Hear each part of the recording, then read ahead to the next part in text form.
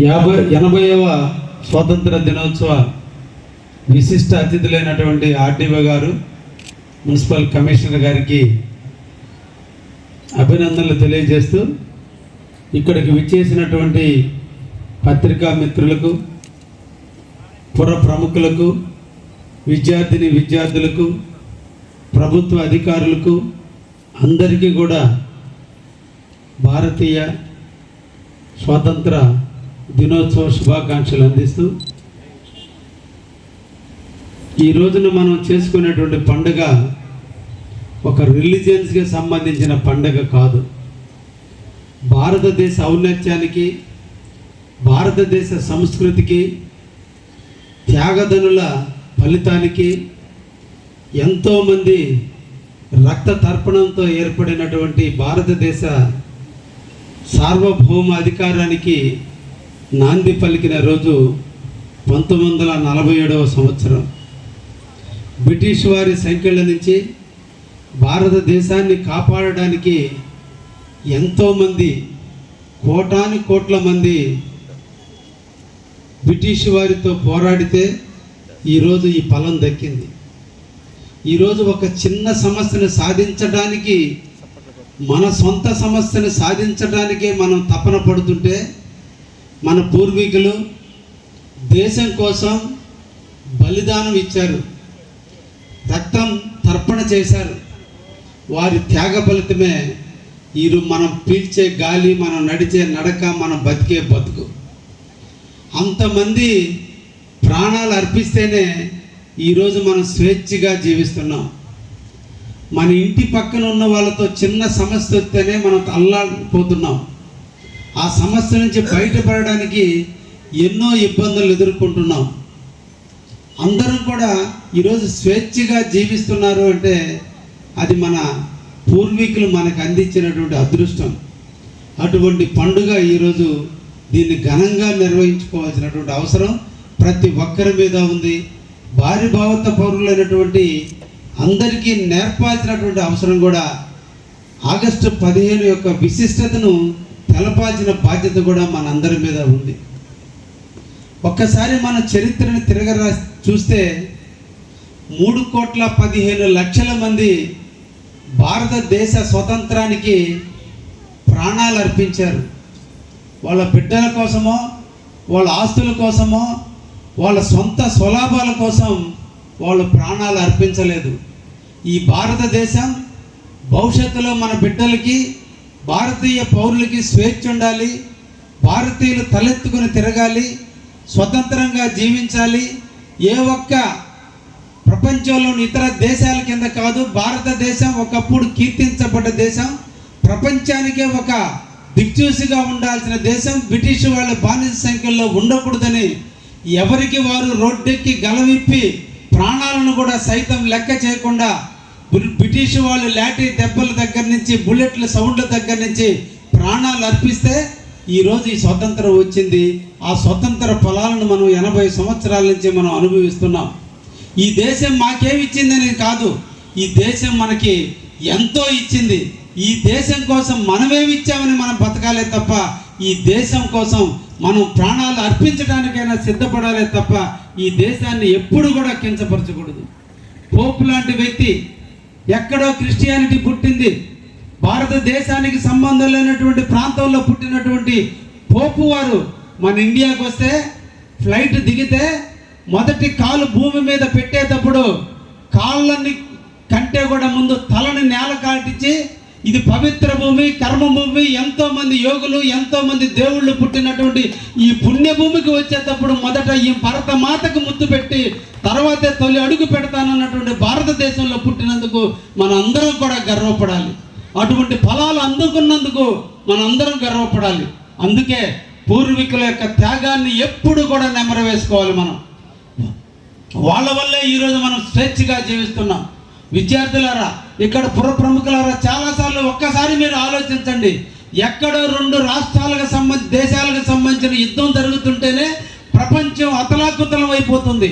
ఇటువంటి క్లిష్ట పరిస్థితుల్లో కూడా భారతదేశం నిలకడగా ఉందంటే మనకి ఇచ్చినటువంటి రాజ్యాంగం అటువంటిది, మన యొక్క స్ఫూర్తి అటువంటిది, మన ప్రజాస్వామ్యం అటువంటిది, మన యొక్క పెద్దలు చూపించిన స్ఫూర్తి అటువంటిది. ఈరోజు ధర్మం నాలుకాళ్ళ ఉండబట్టే భారతదేశం ప్రపంచ దేశాల్లో అగ్రదేశంగా ఎదిగేదానికి నాంది పలుకుతుందనే విషయాన్ని కూడా మనందరం కూడా గుర్తుపెట్టుకోవాలి.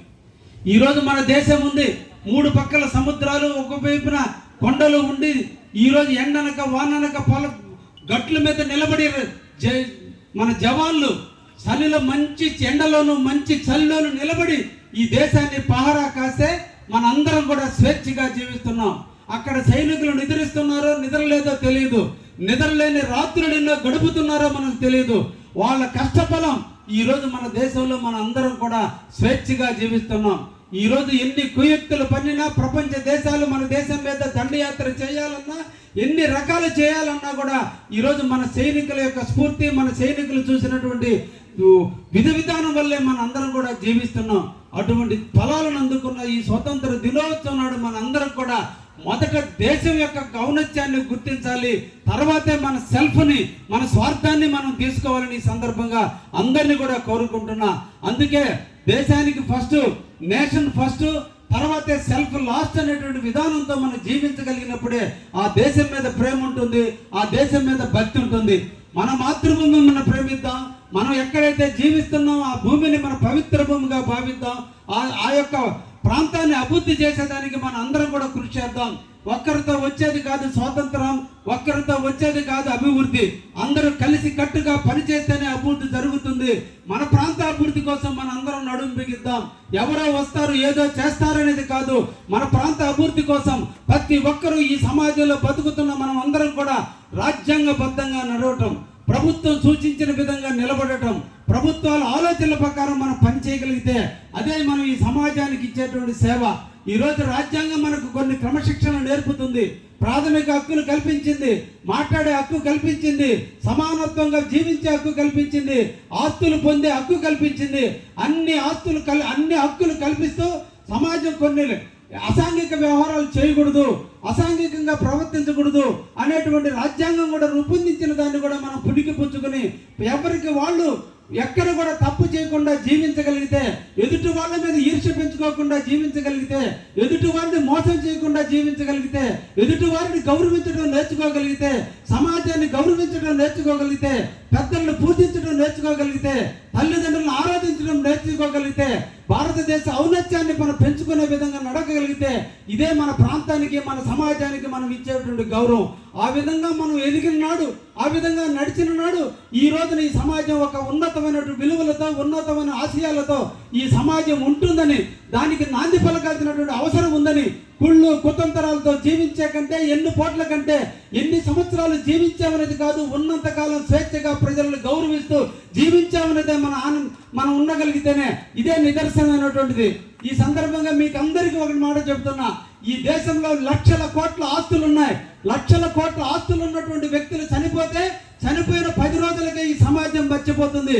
కానీ ఈ దేశం కోసం పోరాడినటువంటి వ్యక్తులు, ఈ దేశం కోసం నడిచినటువంటి వ్యక్తులు, సమాజ సిద్ధాంతాల కోసం పాటుపడిన వ్యక్తులు, ఈ దేశ స్వతంత్రం కోసం రక్త తర్పణం చేసినటువంటి వ్యక్తులు చనిపోతే ఈ రోజు కూడా చిరంజీవులుగా మిగిలారు. ఈ రోజు కూడా ప్రజలలో మన్నలు పొందుతున్నారు. వాళ్ళ జయంతిని మనం జరుపుకుంటున్నాం. వాళ్ళ పుట్టినరోజులు మన తల్లిదండ్రుల కంటే, మన పుట్టినరోజుల కంటే జరుపుకునే విశిష్టమైనటువంటి స్థాయికి ఎదిగినటువంటి వ్యక్తుల్నే గుర్తు పెట్టుకుంటున్నామంటే డబ్బు కంటే గొప్పది సేవ, డబ్బు కంటే గొప్పది మానవత్వం, డబ్బు కంటే గొప్పది సమాజ సేవ. అందరం సమాజ సేవ చేస్తే మన శరీరానికి మనం సేవ చేసుకున్నట్టే. అందుకోసమే మన అందరం కూడా ఈ సమాజానికి, ఈ సంఘానికి, రాజ్యాంగానికి బదులై అందరం కూడా ముందుకు నడవగలిగితే అదే నిజమైన స్వతంత్ర దేశానికి మనం ఇచ్చినటువంటి అంకిత భావం అని చెప్పి ఈ సందర్భంగా మీ అందరికీ కూడా తెలియజేస్తున్నా. ఈ రోజు మన కావలి నియోజకవర్గం ఉంది. ఎంతో మంది త్యాగధనుల ఫలితం కావలి నియోజకవర్గం ఏర్పడింది. 1967లో మున్సిపాలిటీగా నామకరణం చెందినటువంటి కావలి పట్టణం అంచెలంచెలుగా ఎంతో మంది విశిష్ట గుర్తితో ఈ రోజు ఒక మహానగరంగా అభివృద్ధి చెందుతుంది. ఈ రోజు కావలి 2024 సంవత్సరంలో కావలి పుల్ల ప్రముఖులు, నియోజకవర్గంలో ఓటర్లు అందరూ, మహాశయులందరూ కూడా నాకు ఈ కావలికి సేవ చేసే భాగ్యాన్ని కల్పిస్తే నాటి నుంచి నేటి వరకు కూడా నిరంతరం కావలి కోసం, కావలి అభ్యున్నతి కోసం, కావలి అభివృద్ధి కోసం నిరంతరం శ్రమిస్తూ అభివృద్ధి ప్రదాత అయినటువంటి శ్రీ నారా చంద్రబాబు గారి నాయకత్వంలో, పవన్ కళ్యాణ్ గారి సూచనలతో, నరేంద్ర మోడీ గారి ఆశయాలతో ఈ కావలిలో అభివృద్ధి చేయాలని ఒక తలంపుతో పోతూ ఎత్తుకోబోయేది ఏం లేదు, కీర్తి తప్ప. డబ్బు కాదు, మనిషికి కావాల్సింది గుణం గొప్పదని. ఆ గుణాన్ని పెంచుకోవాలంటే సేవ కావాలని, ఆ సేవ కోసం కావలి అభివృద్ధి కోసం నిరంతరం కూడా శ్రమిస్తూ మీ అందరి సహాయ సహకారాలతో కావలిని అభివృద్ధి చేస్తూ ఇప్పటికే 935 కోట్ల రూపాయలతో ఈరోజు కావలిని అభివృద్ధికి పదంలో నడుపుతూ, ఎక్కడ సమస్య ఉంటే అక్కడ స్పందిస్తూ, ఎక్కడ ఇబ్బంది ఉంటే దానికి అనుకూలంగా పాజిటివ్గా ఫాలో అవుతూ, ఒకవైపున ప్రభుత్వాన్ని, ఇంకో వైపున బ్యూరోక్రాట్స్ని, ఇంకొక వైపున సమాజాన్ని కలుపుకొని ముందుకు పోతూ ఎన్నో రకాలుగా అభివృద్ధి చేస్తున్నటువంటి ఈ కావలి ఇంకా అంచెలంచెలుగా అభివృద్ధి చెందాలని, అందరూ కలిసి రావాలని, మన కావలిని ఒక మహాన పట్టణంగా ఈరోజు బ్రహ్మం గారు చూపించిన విధంగా కావలి కనకపట్నం దిశగా అడుగులు వేస్తున్నటువంటి తరుణంలో అందరి సహాయ శాఖలతో మన కావలిని అభివృద్ధి చేసుకుందామని ఇప్పటికే ఎన్నో అభివృద్ధి కార్యక్రమాలు జరుగుతున్నాయి. ఈరోజు అభివృద్ధి ప్రదాత శ్రీ నారా చంద్రబాబు నాయుడు గారు ఈరోజు దామారం ఎయిర్పోర్ట్ ఇచ్చాడు. ఈరోజు మనకు అదృష్టం కొద్ది బీపీసీఎల్ ఫ్యాక్టరీ వస్తుంది. ఈరోజు ఒక్క బీపీసీఎల్ ఫ్యాక్టరీ వల్ల 1,05,000 కోట్ల రూపాయలు మన కావలి నియోజకవర్గానికి పక్కన ఉన్నటువంటి ప్రాంతంలో వస్తుంటే, అక్కడ ఉన్నటువంటి ఉద్యోగస్తులందరూ కావలిలోనే జీవిస్తారు. వాళ్ళకి విద్యా అవకాశాలు కల్పించాలి, వాళ్ళకి హాస్పిటల్ ఫెసిలిటీస్ కల్పించాలి, హోటల్ ఫెసిలిటీస్ కల్పించాలి, పార్కులు ఏర్పాటు చేయాలి. ఇది కావలి అనేది ఈరోజు విశాఖపట్నం తర్వాత కాస్మో పాలిటిక్స్ గా, అంటే అన్ని భాషల వాళ్ళు నివసించే విధంగా కావలి అభివృద్ధి చెందడానికి నేను నాంది పలికాను. మీరు కూడా నాతో చేసి నాతో నడిచి మనందరం కూడా కావలి అభివృద్ధి కోసం పనిచేద్దామని మీరందరూ కూడా కలిసి రమ్మని చెప్పి ఈ సందర్భంగా మిమ్మల్ని అందరినీ కూడా తెలియజేస్తున్నా. కావలి ప్రజలు ఈరోజు ఎంతో మంది తల్లులు బిడ్డలు చదివించుకున్నారు. బిడ్డలు చదివించడం కోసం ఎంత దూరమైనా వాళ్ళ తల్లిదండ్రులు ప్రయత్నం చేస్తున్నారు. అప్పులు సైతం లెక్కలు చేయటం లేదు.